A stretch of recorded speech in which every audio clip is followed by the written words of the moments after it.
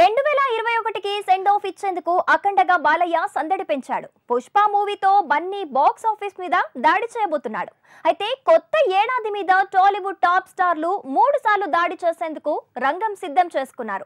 Megastar Chiranjeevi, young rebel star Prabhas, power star Pawan Kalyan ముగ్గురు 3 సినిమాలతో నవరత్నాలు రెడీ చేస్తున్నారు. 2022లో 9 మెగా సూపర్ ప్రాజెక్టులతో టాలీవుడ్ లో వేల కోట్ల వసూళ్లు ముందే కన్ఫర్మ్ అయ్యాయి. పవర్ స్టార్ పవన్ కళ్యాణ్ 2022 మీద ముచ్చటగా 3 సార్లు దాడి చేయటం కన్ఫర్మ్ అయింది. సంక్రాంతికి భీమ్లా నాయక్ అన్నారు. రిలీజ్ డేట్ల మార్పు మీద కుస్తీ జరుగుతోందన్నారు. మొత్తానికి డేట్ ఏదైనా వచ్చే ఏడాది భీమ్లా నాయక్ తో మొదలయ్యే పవన్ దాడి 3 నెలలకు సినిమాతో కంటిన్యూ కాబోతోంది. సమ్మర్ లో హరిహర వీరమల్లు రాబోతోంది. క్రిష్ మేకింగ్ లో పవన్ చేస్తున్న హరిహర వీరమల్లు సమ్మర్ లేదంటే ఆగస్ట్ కే రిలీజ్ అంటున్నారు. ఆ తర్వాత హరీష్ శంకర్ మేకింగ్ లో పవన్ చేసే భవదీయుడు భగత్ సింగ్ దీపావళికి ప్లాన్ చేస్తున్నారు.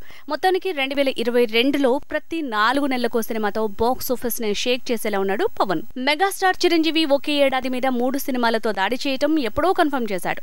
ఆచార్యగా 2022 ఫిబ్రవరి 4th కి దండెత్తబోతున్నాడు. అక్కడి నుంచి వచ్చే ఏడాది మెగా సునామీ స్టార్ట్ అంటున్నారు. ఆచార్యతో ఫిబ్రవరిలో, గాడ్ ఫాదర్ తో సమ్మర్ లో థియేటర్స్ మీద దాడి చేయబోతున్న చిరు దసరా టైంలో వాల్తేరు వీర్రాజుగా వస్తాడట.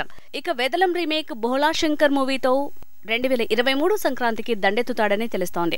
ఇలా ప్రతి 3 నెలలకు సినిమాతో దూసుకు వెళ్లబోతున్నాడు చిరు. యంగ్ రెబల్ స్టార్ కూడా మెగాస్టార్ పవర్ స్టార్ లానే ఒకే ఏడాది 3 సినిమాలంటున్నాడు. 250 కోట్ల బడ్జెట్ తో తెరకెక్కిన రాధేశ్యామ్ సంక్రాంతికి రాబోతోంది. ఆ తర్వాత జూలైలో 200 కోట్ల బడ్జెట్ తో తెరకెక్కుతున్న సలార్ రిలీజ్ అని తేలింది.